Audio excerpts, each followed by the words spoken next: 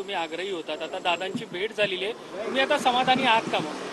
आत्ताच्या घटकेला त्यांनी ज्या पद्धतीने सगळं बघून घेतलं, समजून घेतलं, कारण त्यांना अनेक गोष्टी याच्यातल्या माहिती देखील नव्हत्या, त्या सगळ्याचे पेपर्स मी त्यांना दाखवले.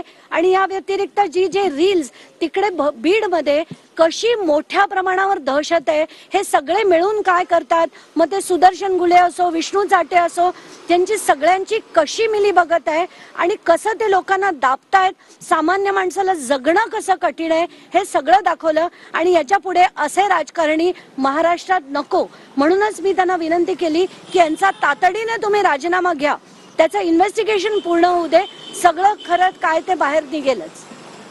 धन्यवाद. काही आढळलं तर या संदर्भात आम्ही विचार करू, या भूमिकेपासून तरी ते पुढे सरकलेत का?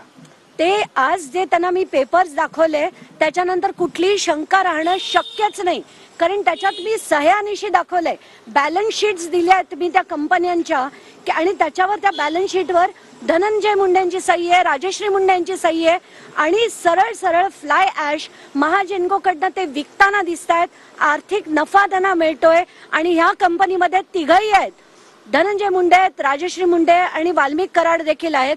त्यामुळे ते काही फक्त कार्यकर्ते नाहीत किंवा एकत्र काढलेले फोटो देखील नाहीत, हे त्यांचे सरळ सरळ आर्थिक फायदे आहेत, ज्याच्यावर सह्या आज त्यांना दाखवल्यावर त्यांची खात्री पटली. आणि जसं मी म्हटलं, रिप्रेझेंटेशन ऑफ पीपल्स ऍक्ट आणि कॉन्स्टिट्यूशन मधल्या दोन प्रोव्हिजन्स 102(1)A आणि 191 या प्रोव्हिजन्स दाखवल्या.